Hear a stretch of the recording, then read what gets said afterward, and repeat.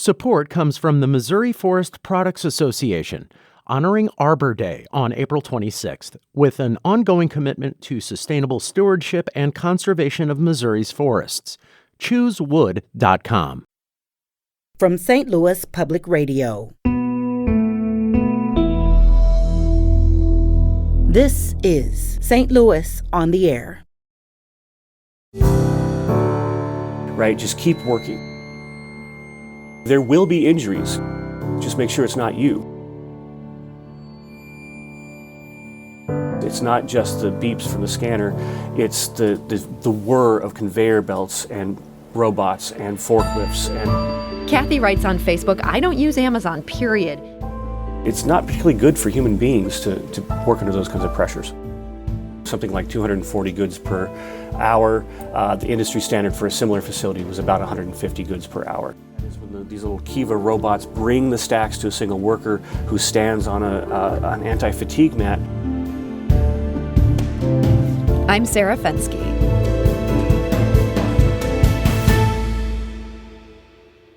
Last week, a tornado ripped through an Amazon warehouse in Edwardsville. It killed 6 workers. And as details have emerged about the events that evening, questions are focusing on Amazon's workplace policies and safety procedures. My guest today is an expert in the culture at warehouses like the one that was struck on December 10th. Jason Struna is an associate professor of anthropology and sociology at the University of Puget Sound. He wrote his dissertation about warehouses and distribution centers in Southern California, including Amazon's. And he joins us today. Jason Struna, welcome. Thank you. Thanks for having me. So, Jason, most of us don't think about distribution centers like the one struck by a tornado last week until something like a tornado happens. You suggest we're ignoring a huge piece of the global economy. Just how critical are these warehouses and distribution centers? If you think about it, everything that's around us, if you look around you right now, it was handled by a warehouse worker in a distribution center or a fulfillment center or a delivery center, and frankly, frequently by many different kinds of facilities like that. So it's labor that's hidden in plain sight. It's crucial to almost all economic functions in the U.S. and globally. So you're saying basically everything around me as I'm sitting here in the studio at one point came through one of these warehouses or distribution centers. Is our reliance on them to get goods to people, is that something that's new? I don't think it's particularly new. We've always stored and moved goods. If you look at the history of goods movement in the U.S., I think you start seeing manuals for goods movement in about the 1950s. So it is something that we know how to do and have done for as long as we've had commodities. But the ubiquity of the facilities, the large kinds of facilities that we have now, that's becoming something that it is a technological revolution. So more and more things are coming through these massive distribution centers. Absolutely, and because of the complexity of production of different kinds of goods, think about a computer. If it's assembled in the United States but it's sourced from 30 countries, you have to handle and centralize all those goods in some way, and frequently it comes through a warehouse where a warehouse worker is going to do that final assembly and packaging. The bento box from Apple that we get is assembled by a warehouse worker when we open that iPhone or that laptop. So you worked part-time at a warehouse for 8 weeks. This was back in 2013. You also interviewed many workers there. What should we know about these warehouse jobs? Warehousing is a dangerous occupation for the laborers that are inside of them. It's fast-paced, it's dirty. It is, frequently you're around dangerous machinery. You're around dangerous, different kinds of goods, from chemicals to just the dust that's accumulated in a facility that handles cardboard. Mm-hmm. So it's hectic work. It's fast paced, and there's kind of a mix of technologies. In some places you have a manager yelling at you and handing you paper pick lists, and some facilities like the one that I worked at, it was scanners that were doing the majority of direction. So scanners, like how did that work? Well, in the facility that I worked in, we had arm-mounted scanners, and we would scan a particular object, and then the scanner would tell us where to put that object, or where just exactly where to put it in location in the facility. So you would go from point A to point B, and the scanner would direct you or discipline you if you didn't do it correctly. Right? Discipline you, like the scanner would say, nope, that's wrong. Yeah, it makes a different kind of beep when you've done the procedure incorrectly. So when you're trying to go to sleep at night, you have the different cacophony of beeps, from correct beeps to incorrect beeps, just running through your head. Like imagine a scanner at a grocery store, right? The cashier has those sounds running through their head. Wow. So I can I hear this sound in my head right now. Would the scanner also make sure that you're keeping pace? Was that something that was a feature of the ones you looked at? So in a facility like Amazon, that's what's particularly sophisticated, is the ways that they track labor with these scanners. So they know where you are in the facility, they know how fast you're working, they know if you're not working up to your quotas. The quotas are exceedingly difficult to achieve. I was at 88% of my rate after a few weeks, and I was warned that at 88% I was at risk of losing my job if it didn't improve. 88% was not good enough. And my 88% was over the industry standard from other kinds of facilities where we were supposed to move something like 240 goods per hour. The industry standard for a similar facility was about 150 goods per hour. So we were already working over what process engineers thought human beings could safely do in that amount of time. What was it like working under that level of pressure? I know this was just a side job for you, but did that get into your head? It does get into your head, and I was raised to work, so it was kind of a challenge. I mean, could I do it? On the one hand, on the other hand, dealing with that kind of stress, for 8 weeks, for me, that's one thing. But if your livelihood depends on it, if you're worried about making rate, week in and week out, day in and day out, for that matter, the stresses are significant. What did you learn about the other people at these warehouse jobs, people who weren't there researching their dissertation, but this was really their life? Who tends to take jobs like this? Now everybody takes jobs like this. There was a range of age groups at Amazon. They're particularly good at hiring a diverse population, although in Southern California, at the majority of warehouses, 80% of the workers in Southern California are Latino. Or Latina workers, the majority of which are from Mexico. But in some of these facilities, you've seen the media reports about folks who live in their RVs, and older folks, retirees that work in warehouses. 20-year-old college students pick up shifts for part-time labor. Some workers work in multiple warehouses. They'll go from one facility through the temp agency to another in a different temp agency just down the road. So it's anybody you can imagine needing a job is going to be able to find a job at a warehouse and distribution center. So you had mentioned Amazon specifically there. Do you have a sense of how Amazon compares to other companies that are operating this type of distribution center, operating these types of warehouses? Yeah, in some way, I mean, they lead the market in sophistication. They offer, frankly, benefits frequently for the warehouse workers. They don't offer benefits, from what I understand, for the delivery drivers, the majority of which are subcontracted. My colleague Jake Ali Mohammed Wilson did work on delivery drivers, and I'm sure he'd be happy to join you if you wanted to talk about that. But those kinds of things that they do are just miles ahead of some of their competitors in terms of the ways that they set up their quotas, the ways that they set up their machinery. Automation is a major factor with Amazon. They're willing to take risks that other places didn't for years, and it's paying off. Does that make it a better place to work, or in some ways a worse place to work? Sometimes it does make it a better place to work. In a facility where, it's a 1 million square foot facility, if you're walking through the stacks to pick all the products that you have to pick, you could walk 12 miles a day. When you automate the stacks, that is when these little Kiva robots bring the stacks to a single worker who stands on an anti-fatigue mat, they're doing the same amount of picking, or more, frankly.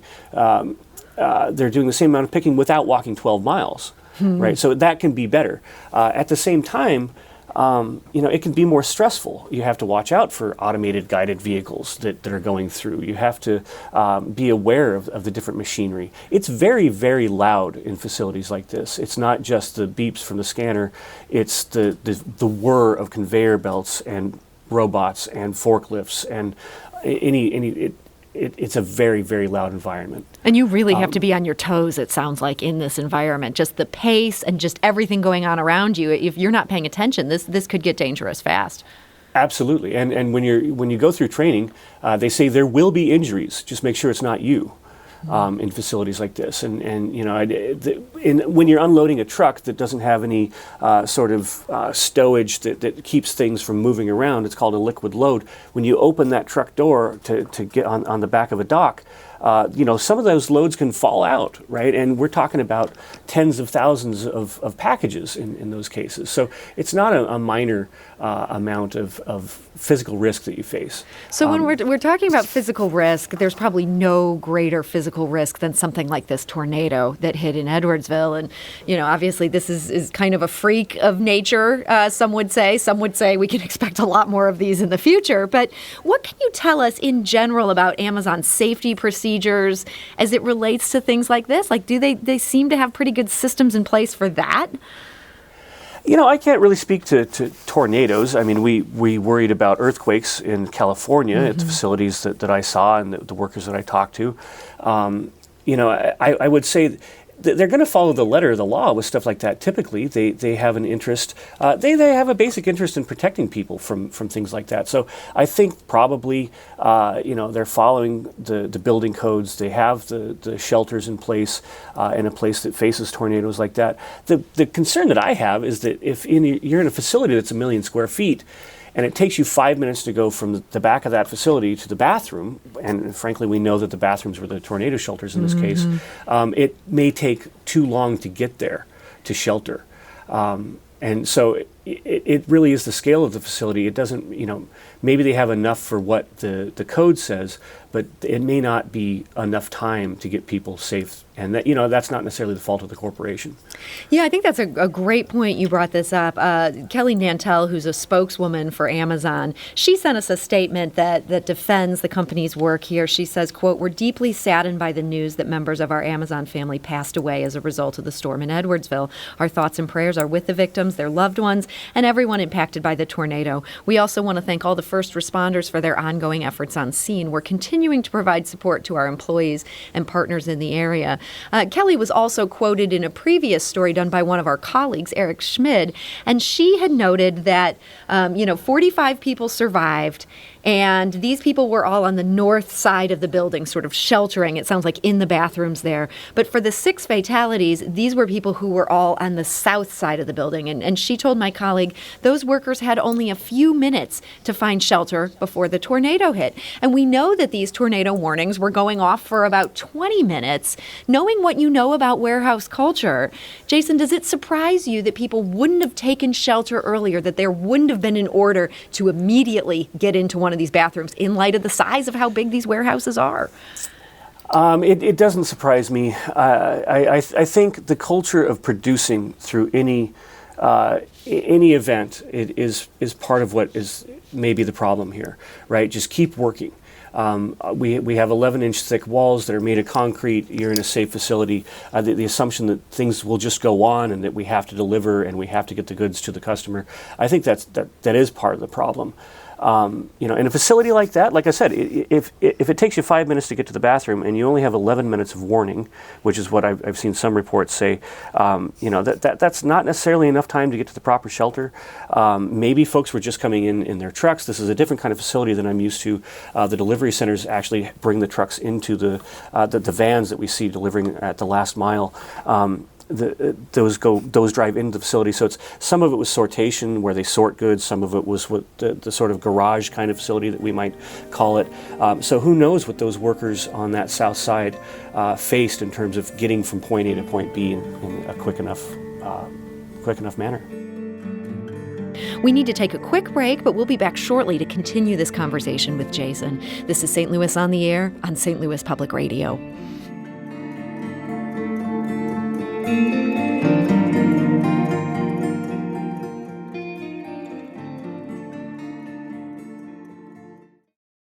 Support comes from the Missouri Forest Products Association, honoring Arbor Day on April 26th with an ongoing commitment to sustainable stewardship and conservation of Missouri's forests. ChooseWood.com.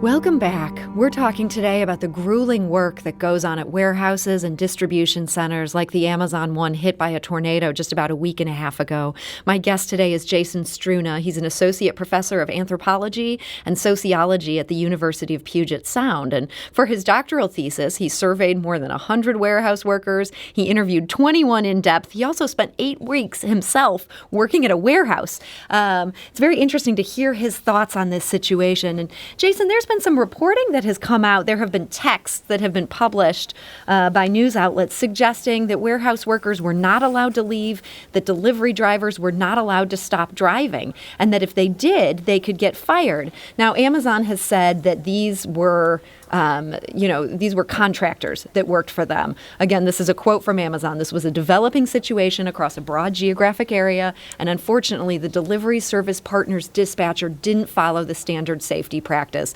This dispatcher should have immediately directed the driver to seek shelter when the driver reported hearing tornado sirens. It seems like part of this story is that the people who are part of efforts like Amazon's aren't all Amazon employees. There's a number of contractors who are also part of this system. How does that affect how things like this shake out? Some of the legal boundaries are really interesting when you look at the different kind of subcontracting relationships.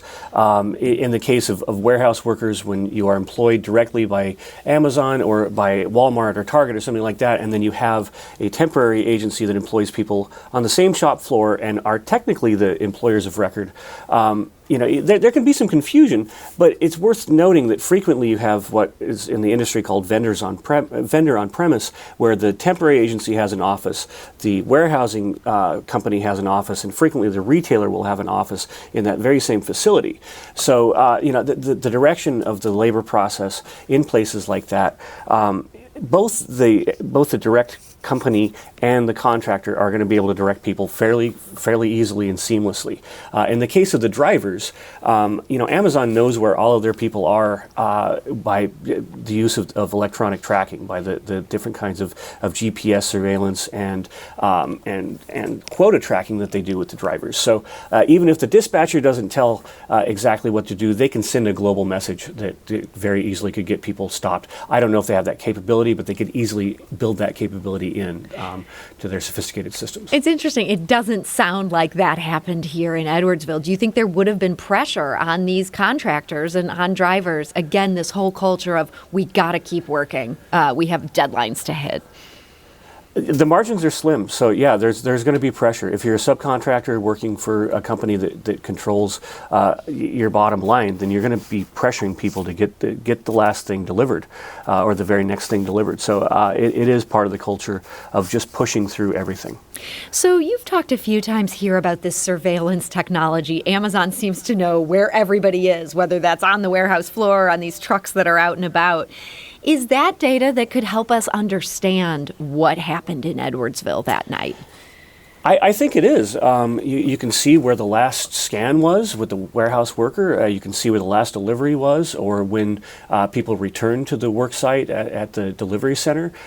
So those kinds of things, as OSHA goes through their investigations, as others go through investigations, I think seeing that data would be very helpful. So OSHA maybe should be asking for this. I have no idea what that kind of investigation would entail, but you could definitely, if they can track an object from point A to point B down to the foot, or even smaller region through the scanning systems, we can certainly track the workers who are in those facilities. So bigger picture, we know from news accounts around the world that people have continued to work through a dangerous heat wave in the Pacific Northwest in these warehouses. People worked through deadly floods from Hurricane Ida. Now we know people kind of kept working through this tornado all up until the final minutes. What do you think it would take for Amazon to shut down a warehouse, shut down delivery routes, and just say, hey, you know what? You're not going to get your stuff in time for Christmas. Like, we have to deal with these conditions here. It's not safe for people to work. I just don't think it's in their DNA to do that. I think when Amazon they have a motto of the most customer-centric company in the world. They strive to always meet customer demands. That means, frankly, putting the workers on the line. The workers have to meet those demands to make it happen for the customer. So, on the one hand, it's very profitable and it's admirable in the sense that we get what we want by Christmas. On the other hand, it's not particularly good for human beings to work under those kinds of pressures. So we've heard from a number of listeners who say they have some second thoughts about their Amazon habit in light of this. And for some people, I think what happened that Friday night in Edwardsville was a wake-up call. For other people, they say they were already there. We have a discussion going on our St. Louis on the Air Facebook page. If you're interested in joining that, you can just look for St. Louis on the Air on Facebook. You can answer a few questions and join the discussion. Kathy writes on Facebook, I don't use Amazon, period. There are alternatives to lining Bozo's pockets. I assume that's a reference to Jeff Bezos. I don't know for sure. Kathy adds, paying taxes is a civic duty, a contribution, if you will, to society. I may not always approve of their use, but I pay them, and he doesn't, please. Don writes, I'll use Amazon to compare prices and features, then buy elsewhere, preferably local if possible. It may end up costing a little more, but that's okay. And Katie adds, again, this is on our Facebook conversation, Bezos could do a world of good with his extra money, but continually decides not to. He's also maneuvered his finances in ways that exploit tax loopholes and could use his immense wealth to solve many of our nation's and planet's problems and existential threats. Instead, he launches himself into low Earth orbit for kicks and publicity. Amazon is a monopoly, dangerous to the Commonwealth and health and safety of the workers. A lot of people talking about this topic. It'll be interesting to see if that changes anyone's buying habits. Jason, one of the things people are talking about who actually work in these warehouses is the idea of unionizing. You talked to Warehouse Workers United. What kind of effort is going on there? Well, when I was doing the dissertation research, they were focused on Walmart and Walmart facilities and Walmart contractors, and the same kinds of things could be said that you just read from the comments on Amazon could be said still about Walmart. Talking to folks, and there are other people who are doing more research on the Amazonians United and the different Amazon organizing campaigns across the country, but it's difficult. It's difficult to organize. We saw the failed campaign recently. When you have workers that are employed by a temp agency working next to workers who are employed by Amazon, there are arguments about who really is the employee and employer, who's eligible for unionizing. It really is a systemic problem. So I think unionizing could do some great work. The Warehouse Workers United folks have taken a different tack in some ways in California. If they can't organize a particular warehouse, they've started focusing on legislation that would make it better for workers in warehouses across the state. So recently they worked on some legislation that prohibited algorithms within the scanning systems, or the computer direction systems, from prohibiting bathroom breaks. So you can't have anything counted against your quotas if you have to use the restroom by state law now. And that's something California has done? That's something California has done, and the other things that Warehouse Workers Resource Center have done are to put in place or to get legislation passed that made the temp agencies more liable for wage theft and those sorts of things. Mm-hmm. So there are other ways of organizing that can help folks even beyond just shop floor organizing. But that shop floor organizing really is the future of what's going to happen in facilities like this. And that has been a real struggle for unions. A producer here, my colleague Jane Mather-Glass, she spoke to Danny Kane. He's the owner of Raven Bookstore in Lawrence, Kansas, and his time working for a small bookstore in the shadow of Amazon led him to write a book. It's called How to Resist Amazon and Why. This book came out in 2019. And Danny explained to Jane just how far Amazon has gone to try to stop union organizing. Amazon is just desperate to prevent unions from forming, to the point that the most kind of grotesque one for me is they changed the traffic light pattern outside the Alabama warehouse. They worked with the Bessemer, utilities department to change the traffic light so people wouldn't be idling next to each other to share union information. So they'll stop at no lengths to prevent unions from forming, because that would mean the end of being able to push workers this hard. And that is Danny Kane. Again, he's the author of How to Resist Amazon and Why, and owns a bookstore in Lawrence, Kansas. Jason Struna, do you think he's right that if unions came into Amazon warehouses, that this would be the end of a lot of these policies that we've talked about, a lot of what makes these jobs so difficult? Yeah, I think it would really change the shop floor culture entirely if workers had a say about what their quotas would be, or how often they could take breaks to use the restroom, or the kinds of equipment that they would be forced to use. But this is a long story in the United States. It's not just Amazon. Walmart's sophisticated at anti-union organizing. So is Starbucks. So are mom and pop shops. The anti-union sentiment is very high in the United States, but workers' sentiment towards unions has increased and has been steadily climbing in the U.S. in the last decade or so. So there's a lot of interest towards union organizing, but there's a lot of resistance. It's a $1 billion industry for consultants to help employers prevent unionization movements.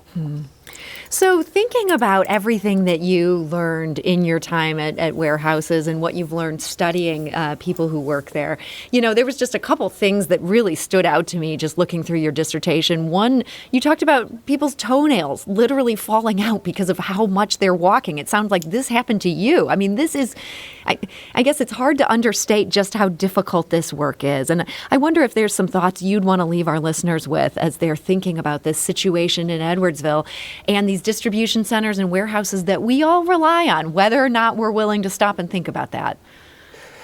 Yeah, I guess my final thoughts would be it is ubiquitous. It isn't just Amazon. It's Walmart, it's Target, it's all of the companies that we use have labor practices that are similar. Some are better than others, some are worse than others.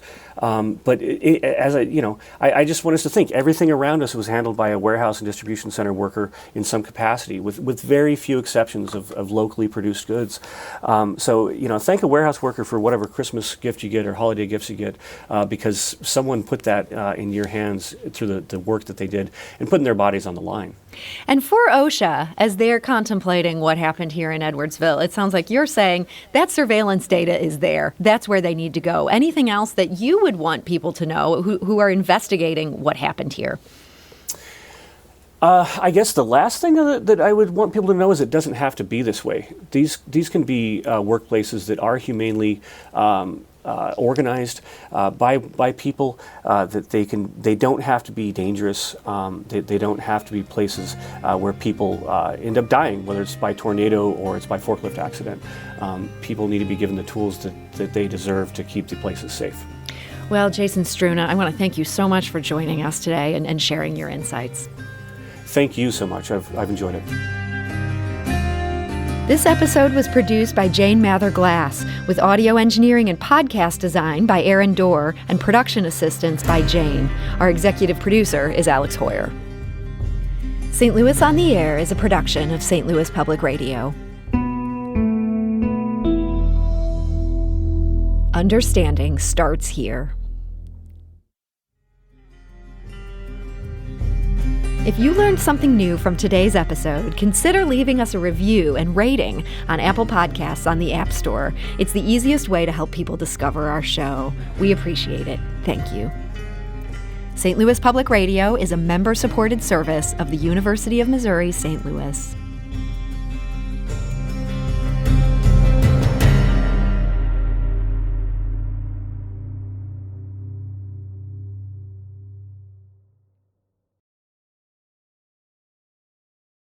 Support comes from the Missouri Forest Products Association, honoring Arbor Day on April 26th, with an ongoing commitment to sustainable stewardship and conservation of Missouri's forests. ChooseWood.com.